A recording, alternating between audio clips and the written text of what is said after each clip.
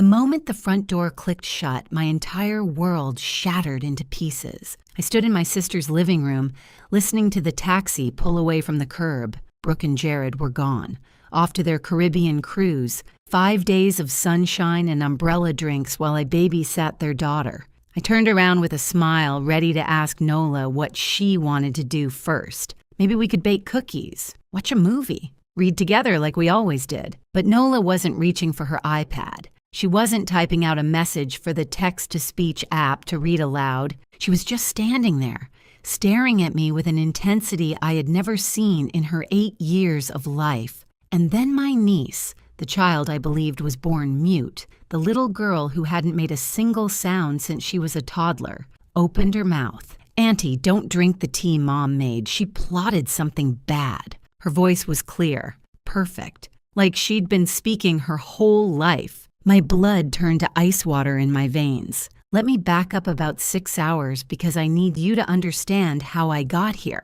how I ended up standing in my sister's house, discovering that everything I thought I knew about my family was a carefully constructed lie. My name is Lisa Rames. I'm 32 years old. I work as an accountant at a mid-sized firm in Columbus, Ohio. Exciting stuff, I know. While other people dream about exotic vacations and romantic adventures, I dream about perfectly balanced spreadsheets. My therapist says I use numbers to feel in control. My therapist is probably right. That morning started normally enough. Saturday, coffee, quiet apartment. I was actually enjoying the peace when my phone rang. Brooke, my older sister. 6 years between us, but sometimes it felt like 60. Her voice was honey sweet, which should have been my first warning sign. Brooke only used that voice when she wanted something. "Lisa, I have the biggest favor to ask." Turns out she and Jared had booked an anniversary cruise. 5 days, Caribbean, very romantic, very last minute, and they needed someone to watch Nola. "Of course," I said, because that's what I always said to Brooke. I'd love to spend time with her, and I meant it. I genuinely adored my niece. Even though communicating through an iPad was sometimes exhausting, there was something special about Nola. She had these big, watchful eyes that seemed to absorb everything. When I read to her, she'd lean against my shoulder, and I could feel her relaxing, like my voice was a safe place. See, Nola was born with a rare condition. At least, that's what Brooke always told everyone. Something neurological that affected her ability to speak. The doctors caught it when she was about 3, Brooke said. Nothing could be done. I never questioned it. Why would I? She was my sister. Mothers know their children.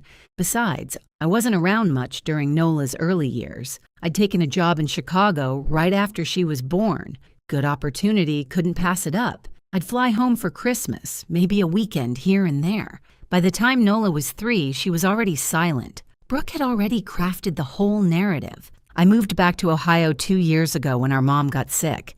Cancer, the slow, terrible kind. I wanted to be closer, wanted to help. During those months, I started spending more time with Nola, reading to her, bringing her books, just being present. Even without words, we built something real. Our dad, Harold, had died 3 years before Mom. Heart disease.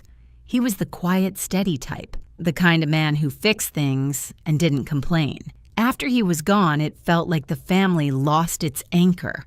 When Mom finally passed 14 months ago, she left behind a trust, about $1.2 million, their entire life savings, Dad's life insurance, everything. The terms were clear. Both Brooke and I had to sign for any major withdrawals. Mom was smart that way. She also left me the family home since Brooke already owned property. At the time, I thought it was fair. Now I wonder if Mom knew something I didn't. Anyway, back to that Saturday morning. I drove over to Brooke's house around noon. Nice place. Big lawn. The kind of house that looks like a magazine cover. Brooke greeted me at the door with a hug, which was unusual. My sister wasn't really a hugger. "You're a lifesaver, Lisa, truly." She looked perfect, as always. Hair done, nails done, designer luggage waiting by the door. Jared was loading bags into the taxi that had just arrived. He barely looked at me. Just a quick wave, a mumbled hello. He seemed nervous, sweaty, but Jared was always kind of twitchy. I didn't think much of it. Brooke walked me through the house like I'd never been there before. Here's the kitchen. Here's Nola's room.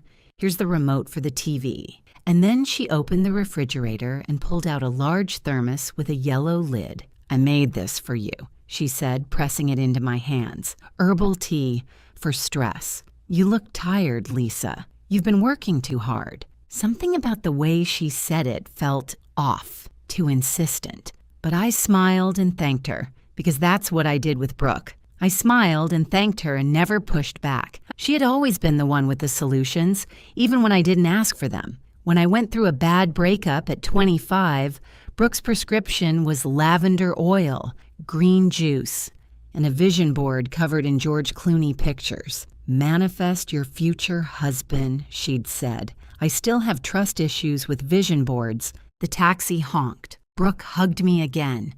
2 hugs in one day, definitely weird, and rushed out the door. Jared followed without a word. I watched them climb into the car, watched it pull away. Then I closed the front door, turned around, and found Nola standing there, looking at me like she was about to tell me the world was ending. Auntie, don't drink the tea Mom made. She plotted something bad. I couldn't breathe, couldn't think. The thermos was still in my hands, suddenly feeling like a bomb. My niece, who I believed was born mute, had just spoken to me in a perfect, clear voice, and she was warning me that my own sister was trying to poison me. Before we continue, if you're enjoying this story, please hit that subscribe button and tell me in the comments where you're watching from and what time it is there. I read every single comment, and your support truly means the world to me. Now, back to what happened next. I set the thermos down on the counter like it was radioactive. My hands were shaking so badly I nearly dropped it. Then I turned back to Nola and sank down to my knees, bringing myself to her eye level. Nola, I whispered, you can talk? She nodded. Her eyes were huge, scared, but there was something fierce in them too, something determined. I always could, Auntie. Mommy made me stop. The room tilted. I had to put a hand on the floor to steady myself. What do you mean, made you stop? And that's when my 8-year-old niece told me a story that ripped apart everything I thought I knew about my family. Nola wasn't born mute. She never had a neurological condition. That was a lie my sister had been telling for 5 years. Until she was 3, Nola talked like any normal toddler. She said her first words, learned new ones every day, sang songs, asked a million questions, said, I love you at bedtime. Then one afternoon, everything changed. Nola was playing upstairs in her room. She got thirsty, so she crept downstairs to get some juice. Mommy was in the kitchen, talking on the phone. She didn't notice the little girl standing in the doorway. Nola heard words. Most of them she didn't understand, but some of them she recognized. Aunt Lisa, money, out of the picture. When Daddy's gone, then Mom, and then we get everything. She trusts me completely. She's so stupid. Nola was 3 years old. She didn't know what out of the picture meant, but she understood Aunt Lisa, and she understood the mean, cold way her mommy said, stupid. The next day, innocent and confused, Nola asked her mother, Mommy, what does out of the picture mean? Brooke's face went cold. She grabbed Nola's arms, too hard, leaving little bruises, and knelt down until they were face to face. Listen to me very carefully, she said. If you ever speak again to anyone about anything, something terrible will happen to Aunt Lisa. Your voice is dangerous. Every word you say hurts her. If you love your auntie, you'll never make another sound. Do you understand? Nola loved me. I was the aunt who brought her picture books, the one who smiled at her like she was the most special thing in the world. So Nola stopped talking. She was 3 years old. She made a decision to give up her voice, to protect me. I sat there on Brooke's kitchen floor, tears streaming down my face, as this child explained the sacrifice she'd made. 5 years. 5 years of silence. 5 years of terror, thinking that every word she spoke might hurt the person she loved most. And Brooke, my sister, the devoted mother, had used that fear. She took Nola to doctors, played concerned parent, collected her selective mutism diagnosis, but she told everyone something different. Neurological, born with it, nothing to be done. She made sure no one saw the real medical records. I was in Chicago, visiting twice a year. I had no reason to doubt my own sister about her own daughter. That crystal plaque on the mantel caught my eye. Mother of the Year. Brooke won it from the community center 2 years ago. Everyone praised her patience, her dedication to her special needs child. I suddenly wanted to throw that plaque into the sun and watch it burn. "What else do you know, sweetheart?" I asked gently. "What else have you seen?" It turned out that being silent made Nola invisible. Adults forgot she was there. They talked freely around her, assuming she couldn't understand or couldn't tell anyone even if she did. Nola saw everything. She saw her mother practicing my signature over and over on scrap paper until it looked almost right. She heard phone conversations about the trust and transferring everything, and before Lisa figures it out, she watched her father become more and more afraid of her mother, agreeing to everything, never questioning anything. She observed her mother perform for neighbors, church friends, teachers, the perfect mask of a loving parent making sacrifices for her disabled daughter. And 2 nights ago, Nola heard something that made her realize she couldn't stay silent anymore. She'd crept to the top of the stairs, like she'd done hundreds of times before. Her parents were in the kitchen, planning. "The tea will make her sick enough for the ER," Brooke said. "Not dangerous, just severe stomach problems, extreme drowsiness. She'll be out for days." "What about Nola while we're gone?" Jared asked. "Mrs. Patterson next door will take her. I already told her Lisa has episodes sometimes. She bought it completely. And while Lisa's in the hospital, we drive to Indianapolis. There's a lawyer there who doesn't know her. I have all the forged papers ready. We transfer the entire trust to my name. By the time Lisa recovers, it's done. She'll never be able to prove anything. No cruise, no Caribbean vacation. Just a scheme to poison me, forge my signature, and steal over $1 million.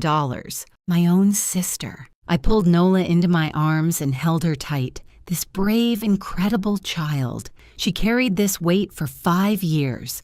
She watched her mother lie to everyone, and when it truly mattered, she found the courage to break her silence. "You saved me," I whispered into her hair.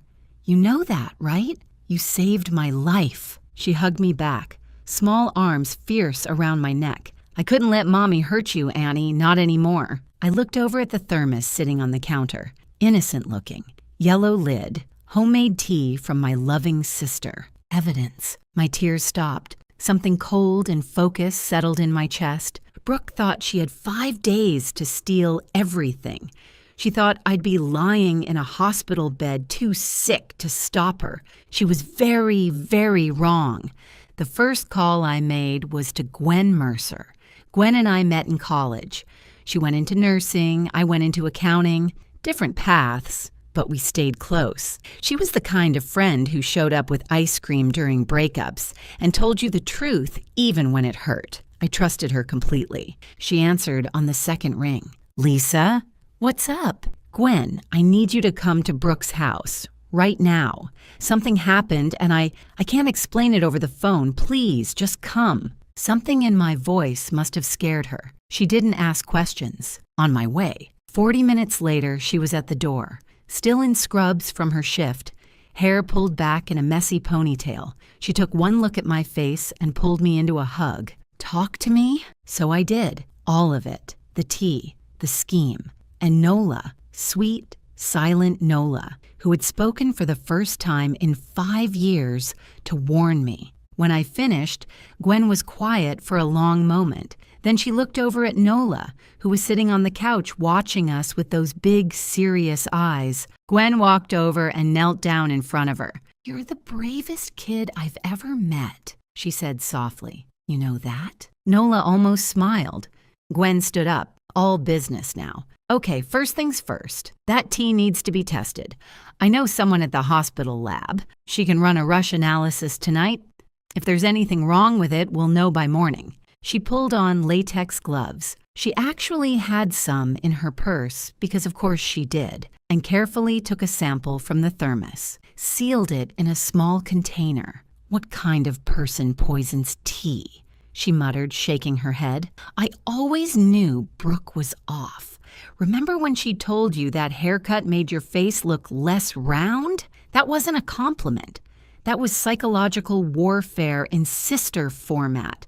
I almost laughed. Almost. "Now," Gwen continued, "what else do you have? There's got to be more evidence if she's been running this scam." I looked at Nola. "Honey, you said you know where Mommy keeps important papers?" She nodded and climbed off the couch. "In the office. There's a locked drawer. I know the code." "How do you know the code?" I watched her type it. Lots of times she never noticed me. A small, sad pause. "Nobody ever notices the quiet kid." She led us to Brooke's home office, a neat, carefully decorated room that looked like it belonged in a magazine. There was a large desk with a computer, filing cabinets, and one drawer with a digital lock. 0315, Nola said. "March 15th, their wedding anniversary." Of course. Brooke would use something sentimental. Made her feel clever. I punched in the code. The drawer clicked open. What we found inside made my stomach turn. First, bank authorization forms with my signature. Except it wasn't my signature. It was close. Really close, but I could see the difference immediately. The loop on my capital L was wrong. Anyone who knew my handwriting would notice. Brooke had practiced, but she wasn't perfect. Second, bank statements from the trust account. 14 months of activity. Withdrawal after withdrawal, always in amounts under $15,000, just below the threshold that would trigger automatic reporting to federal authorities. Brooke had done her research.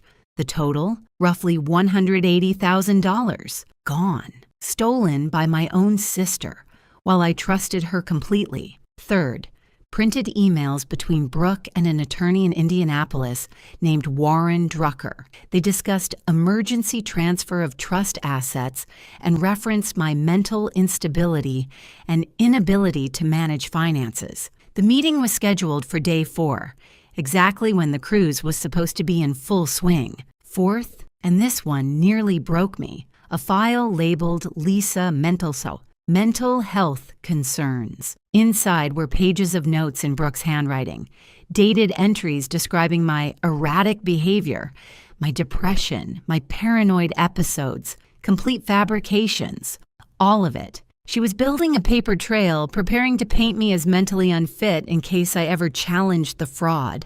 My own sister was planning to call me crazy, to destroy my credibility, to take everything and leave me with nothing, not even my reputation. Gwen photographed every single document, every page, every date. "This is premeditated fraud," she said grimly. "This isn't some impulsive thing. She's been planning this for over a year." I was already organizing the information in my head, accountant brain kicking in, dates, patterns, the amount withdrawn each month, the signatures that didn't quite match. Numbers don't lie. And these numbers told a very clear story. Then Gwen's phone buzzed. Her contact at the lab, working the overnight shift, had rushed the tea analysis. The results, a concentrated combination of a powerful laxative compound and a sedative herb, not lethal, but absolutely incapacitating. Anyone who drank it would be violently ill and barely conscious for 48 to 72 hours. Hospital-level sick. Exactly like Nola said, Brooke wasn't trying to kill me. She was too smart for that. She just needed me out of commission long enough to steal everything. I thought about my emergency savings account, $8,000 tucked away in a separate bank that nobody knew about. A financial advisor told me years ago to always have walk-away money. I'd followed that advice quietly, never mentioning it to family. Now that money was going to fund my fight. Sometimes boring financial planning saves your life. There was one more call to make. Kevin Calloway. We were in the same study group in college. He went to law school while I went into accounting. Now he was an assistant prosecutor in Franklin County.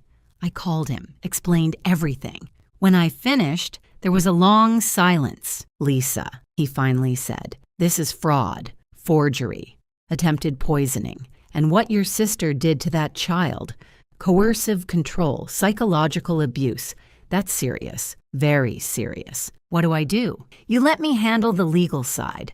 I'll coordinate with local police and reach out to the FBI. This crosses state lines, which makes it federal. We'll contact the Indianapolis lawyer too. He might be an unwitting participant, or he might be in on it. Either way, we find out. And Brooke, she can't know you're onto her. If she gets spooked, she could disappear with whatever money she has access to. You need to make her think her plan is working perfectly." I looked at the thermos, still sitting on the kitchen counter. I had to pretend I drank it, pretend I was sick, pretend I was helpless and incapacitated while my sister drove to Indianapolis to rob me. 3 days of acting. The performance of my life. "I can do that," I said, and I meant it. Day 2. Time to become an actress. I sat in Brooke's living room, staring at my phone. Nola was beside me on the couch, quiet but watchful. Old habits die hard. Even now that she could speak freely, she still observed everything with those careful eyes. I dialed Brooke's number. It went straight to voicemail, which I expected. If she was really on a cruise, she'd have limited cell service. Of course, she wasn't on a cruise. She was in a hotel in Indianapolis, preparing to steal my inheritance. But I had to play along. I made my voice weak, shaky, pathetic, the kind of voice someone uses when they're barely holding it together. "Brooke, something's really wrong. I've been so sick all night, throwing up, dizzy. I can barely stand. I think I need to go to the hospital. Nola's okay. Mrs. Patterson can take her if I have to go to the ER. I'm so sorry to ruin your trip. I'll figure it out." I hung up. My hands were steady. My heart was cold. Gwen, who was sitting across from me, gave me a thumbs up. Oscar-worthy performance. Really, the quiver in your voice at the end? Chef's kiss. Thanks. I learned from watching Brooke fake emotions my whole life. 2 hours later, my phone buzzed. A text from Brooke. Not a call. Not a worried voicemail demanding to know which hospital. Not a frantic message asking to speak to her daughter. A text. "Oh no. Feel better soon. Don't worry about Nola. Mrs. P is great with kids. Rest up and take care of yourself. See you in a few days." I stared at that pink heart emoji for a long time. My sister might have poisoned me. She was actively planning to steal over $1 million from me, and her response was a cartoon heart and an exclamation point. I've seen people put more effort into responding to a wrong number text. At least throw in a concerned face emoji, Brooke. Show some range. "She didn't even ask about the hospital," Gwen said, reading over my shoulder. "Didn't ask which one. Didn't offer to come home. Didn't ask to talk to Nola. Nope. Your sister is actually a sociopath. I'm starting to think actual sociopaths try harder than this." Over the next few hours, Gwen's husband, who worked in IT, gave us a quick lesson in social media tracking. Turns out Jared wasn't as careful as Brooke. His Instagram still had location services enabled. He'd posted a selfie at a coffee shop yesterday morning, grinning like an idiot. Geotagged to Indianapolis, Indiana. No beach, no cruise ship, no Caribbean sunset. They were exactly where Nola said they'd be. While Gwen worked on tracking their digital footprint, I went back to the evidence drawer. There had to be more. Brooke was meticulous. She kept records of everything. I found them at the bottom, underneath a stack of old tax returns. Letters, handwritten, dated during our mother's final months. My hands trembled as I read them. They were from Brooke to our mother, Patricia, written while Mom was dying of cancer, while she was weak and scared and fighting for every breath. In these letters, Brooke begged, no, demanded, that Patricia change the will, leave everything to Brooke alone, cut me out completely. Lisa is single. She doesn't have responsibilities like I do. I have a daughter to raise. I need this money. You always favored her anyway.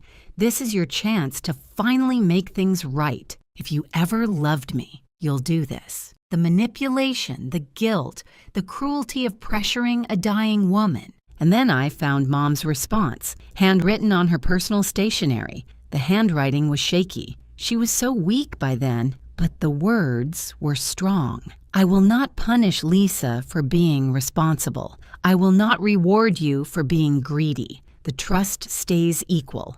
This discussion is over. Do not bring this up again. I love you, but I am disappointed in who you've become.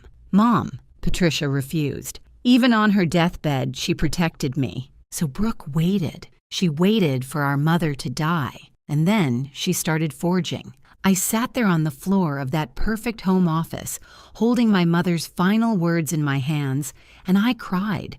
Not for myself, for Mom, for the betrayal she saw in her own daughter before the end. Auntie? Nola's small voice. She'd come to the doorway. Yes, sweetheart? Are those letters from Grandma? Yes. She walked over and sat down next to me on the floor. Her little hand found mine. Grandma told me something once, she said quietly. When Mommy wasn't in the room, she said, watch your mama, little one. Something's wrong in her heart. I thought she meant Mommy was sick, like with her actual heart. I didn't understand. I think Grandma knew, I said. She always saw people clearly. Do you think she knew about me, that I wasn't really mute? I thought about my mother, sharp until the end, observant. The kind of woman who noticed everything but chose her battles carefully. I think, I said slowly, that Grandma trusted me to figure it out eventually, and she trusted you to be brave when it mattered. Nola squeezed my hand. That evening, Kevin Calloway called with updates. The legal machinery was moving faster than I expected. Local police were fully briefed. Given the evidence of fraud, forgery, and attempted poisoning, they were taking this seriously. The FBI had been consulted. Interstate wire fraud, transferring money across state lines through deceptive means, was a federal offense. Brooke had made this a federal case all by herself. And the Indianapolis lawyer, Warren Drucker, Kevin's contacts had reached out to him. Turns out, Drucker had been having doubts. The signatures on the authorization forms looked slightly off to him. He was already considering canceling the meeting. When authorities explained what was actually happening, he agreed to cooperate fully. The sting was set for day 4. When Brooke and Jared walked into that law office expecting to complete their theft, police would be waiting. Your job, Kevin reminded me, is to keep pretending. Keep sending sick updates. Make her believe everything is going according to plan. So I did. Day 2 text. Still so sick. The doctor thinks maybe food poisoning. So strange. Nola is being wonderful with Mrs. Patterson. Day 3 text. Barely keeping water down. So weak. Don't cut your trip short. I'll be fine. Just need rest. Each message, I imagined Brooke reading it, smiling, thinking her stupid, trusting sister was exactly where she wanted her. That same day, Kevin arranged for a child advocacy specialist to take Nola's statement. It had to be done properly, videotaped, with a child psychologist present, following all legal protocols for minor witnesses. Nola was nervous. She sat in a chair that was too big for her, feet dangling above the floor. But when the questions started, she sat up straight. She used her voice, still new, still strange, after 5 years of silence, and told them everything. What she heard when she was 3, the threats, the fear, the decision to stop speaking, the years of watching and listening, the night she overheard the plan about the tea. When it was over, she looked at me through the observation window. That's the most I've talked since I was 3, she said. My voice is tired, but it feels good. Like I've been holding my breath underwater for years, and I finally came up for air. I wanted to run in there and hold her, but I had to wait. Protocols. When they finally let me see her, I hugged her so tight I probably squeezed the air right back out. 1 more day, I told her. Just 1 more day, and this is over. She nodded against my shoulder. 1 more day. Day 4. Indianapolis, Indiana. 10:15 in the morning. Warren Drucker's law office. Third floor of a professional building with a nice view of downtown that nobody was going to enjoy today. I wasn't there in person. Kevin set up a secure video feed so I could watch from Brooke's living room. Nola sat beside me, holding my hand. Gwen was on my other side. We watched the lobby camera as Brooke and Jared walked through the front door. Brooke looked perfect. Professional dress, modest jewelry, concerned expression carefully arranged on her face. She was carrying a leather folder, the same one from her office, I realized, full of forged documents and stolen dreams. Jared looked like he was going to be sick, sweating through his nice shirt, eyes darting around the lobby. He knew something was wrong with this whole scheme. He'd always known, but he was too weak, too scared of his wife to stop it. They approached the receptionist, smiled, gave their names. The receptionist smiled back and led them down a hallway, toward the conference room, where 3 people were waiting. Brooke walked in first, confident, ready to close the deal on the biggest theft of her life. Warren Drucker sat at the head of the table, gray-haired, serious. He didn't smile when she entered, didn't stand to shake her hand. 2 other people sat at the table, a man and a woman, plain clothes, professional. Brooke hesitated in the doorway. "I thought this was a private meeting," she said. That honey, sweet voice again, the one she used when she sensed something was off. Drucker's response was flat. "Mrs. Whitford, please have a seat. These are Detectives Morrison and Park. They have some questions about the documentation you've submitted." Through the video feed, I watched my sister's face, the flicker of confusion, the quick calculation behind her eyes, the decision to brazen it out. She sat down, crossed her legs, folded her hands on the table. "Of course, whatever I can help with. Is there some problem with the paperwork?" Detective Morrison was calm, almost friendly. She asked Brooke to confirm her identity, her relationship to me, her role as co-trustee of our parents' estate. Brooke confirmed everything, smooth, confident. She still thought she could talk her way out. Then Morrison placed 2 documents on the table, side by side. On the left, my signature from the forged authorization forms. On the right, my real signature from verified bank records. "Mrs. Whitford, can you explain why these signatures don't match?" For just a second, barely a heartbeat, I saw panic flash across Brooke's face. Then the mask slammed back down. My sister has very inconsistent handwriting. She's always been that way. And frankly, she's not, well, mentally. I have documentation about her instability. I can show you. Detective Park cut her off. "We've reviewed your documentation. The notes about your sister's supposed mental health issues." He paused. "Interesting thing. Her employer describes her as one of the most detail-oriented people they've ever worked with. Her doctor confirms she's in excellent mental and physical health. 3 colleagues provided statements calling her exceptionally stable and trustworthy." The mask was cracking. They don't see her like I do. Family knows the truth. "Mrs. Whitford." Morrison's voice was still calm, but there was steel underneath now. "We have bank records showing $180,000 in unauthorized withdrawals over 14 months. We have email correspondence with this office discussing emergency trust transfers. We have forensic analysis of your sister's signatures proving forgery." She placed another document on the table. "And we have lab results from the tea you prepared. A concentrated combination of sedatives and laxatives, enough to hospitalize someone for days." Jared made a small sound, like a wounded animal. Brooke was frozen. The honey-sweet expression was gone. What was left underneath was something cold and cornered. And then Morrison pulled out a tablet. "There's one more piece of evidence we'd like you to hear." She pressed play. A child's voice filled the conference room. Clear, steady, unmistakable. "Nola, my mommy told me when I was 3 that if I ever talked again, something bad would happen to Aunt Lisa. She said my voice was dangerous, that every word would hurt her. So I stopped talking for 5 years to protect my aunt." The recording continued, Nola describing what she'd overheard, the phone call when she was 3, the night before the cruise. every detail delivered in that careful, serious voice. I couldn't let Mommy hurt Auntie Lisa. She's the only one who ever really saw me. Even when I couldn't talk, she listened. The recording ended. Silence. And if this story has you on the edge of your seat right now, please take just 1 second to hit that like button and subscribe. Your support means absolutely everything to me, and I read every single comment.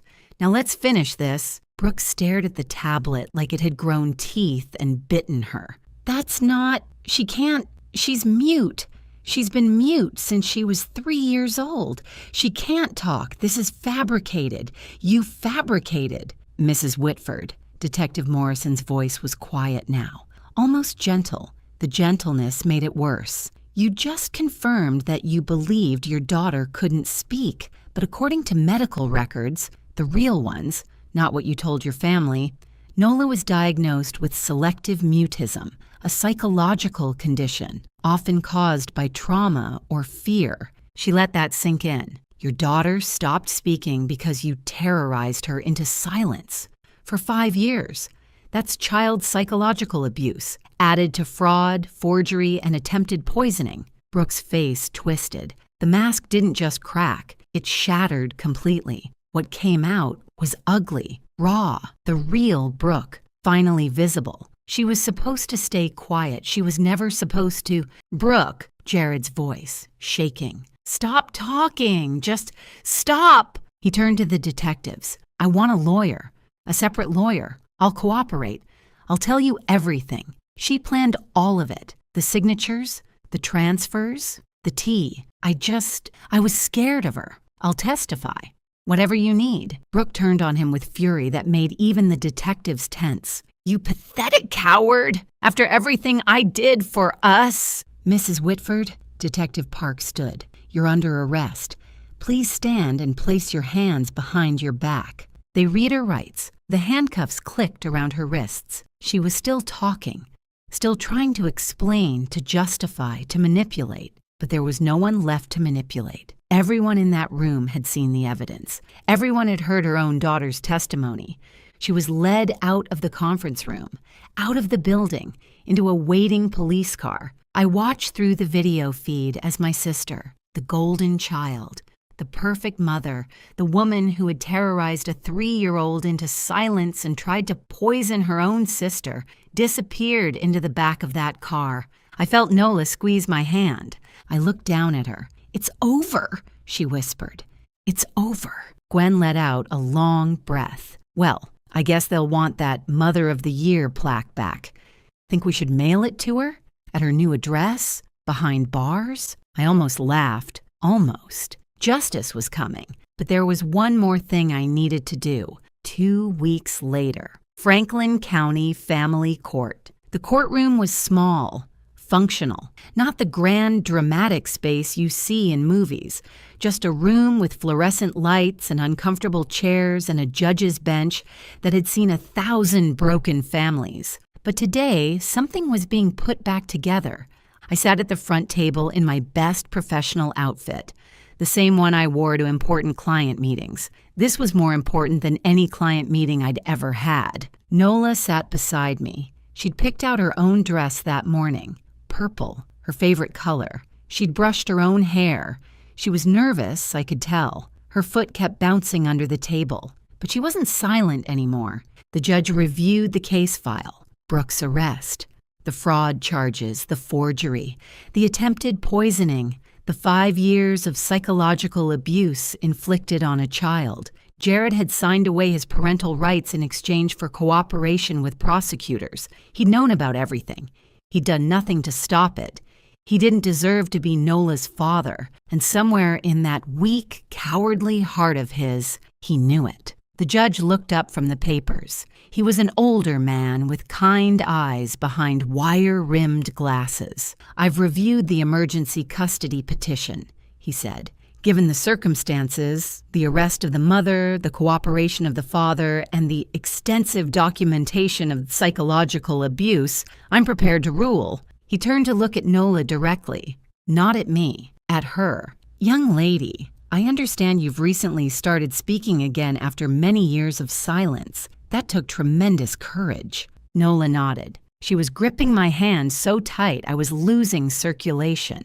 I'd like to ask you directly, in your own words, where would you like to live? Nola looked at me, then at the judge, then back at me. And then she stood up, 8 years old, 4 feet tall, wearing a purple dress and more bravery than most adults ever manage. I want to live with my Aunt Lassa, she said. Her voice was clear, strong, a voice she'd given up for 5 years to protect someone she loved. She's the only one who ever really saw me. Even when I couldn't talk, she listened. She read me books. She sat with me. She never made me feel like something was wrong with me. She paused, then added, also, she makes really good pancakes. Quiet laughter rippled through the courtroom. Even the judge smiled. He signed the papers. Emergency custody granted to Lisa Rames. Walking out of the courthouse, I couldn't stop looking at Nola. She was chattering away about the courtroom, about what she wanted for lunch, about a bird she saw on the window ledge, about whether we could get a dog someday. 5 years of silence. Now she couldn't stop talking, and I wouldn't have it any other way. That evening, we had dinner in my apartment. Our apartment now. I'd already started converting the spare room into Nola's bedroom. Purple walls, her choice, bookshelves everywhere, a cozy reading corner by the window. Aunt Lisa? She asked through a mouthful of pasta. Yeah, sweetheart? Can I tell you about dinosaurs? I smiled. Absolutely. What followed was a 25-minute lecture on every dinosaur species Nola had ever read about, complete with detailed analysis of which ones would win in fights. Apparently, velociraptors are totally overrated because of movies, and T-Rex has unfair advantages because of media bias. The real winner, according to Nola, would be the Ankylosaurus, basically a tank with a built-in weapon. I nodded along seriously to all of it. I didn't need to understand dinosaur combat theory. I just needed to listen. Nola started therapy the following week, a specialist in childhood trauma. The sessions were hard sometimes. 5 years of fear and silence don't disappear overnight. There were bad days when she got quiet again, when the old terror crept back in. But there were more good days, days when she laughed out loud, days when she sang in the shower, days when she came home from school bursting with stories about new friends who had never known her as the mute girl. Just as Nola, Brooke faced multiple felony charges. The evidence was overwhelming. She took a plea deal to avoid trial. I didn't attend any of the hearings. I had better things to do. The trust fund was frozen and audited. Most of the stolen money was traced and recovered.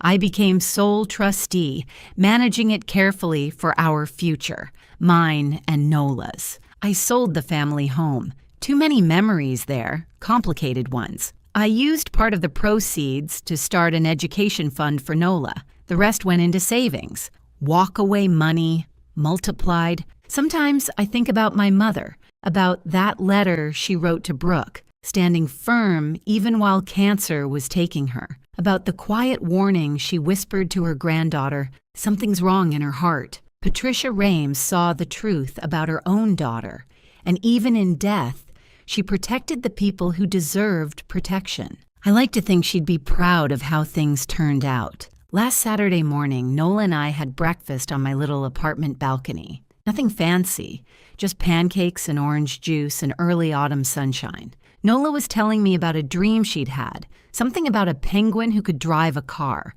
a castle made entirely of waffles, and a very polite dragon named Gerald, who apologized every time he accidentally set something on fire. It made absolutely no sense. It was perfect. I sipped my coffee and listened, really listened. This is what family is supposed to sound like. Not silence, not lies, not manipulation and fear, just this. A kid rambling about waffle castles, morning light through the trees, two people who chose each other sitting together, talking about nothing and everything. Nola paused mid-story and looked at me. Aunt Lisa, thank you for listening, for real listening, even when I couldn't talk. I reached over and squeezed her hand. Always, sweetheart, always. Sometimes the quietest people aren't weak. They're just waiting for someone they trust enough to finally speak. Nola found her voice, and I found my family. Some stories have happy endings. Ours was just beginning. Thank you so much for watching. More of my most gripping stories are already on your screen. Click one now and don't miss the best part. You will love it. See you in the next story.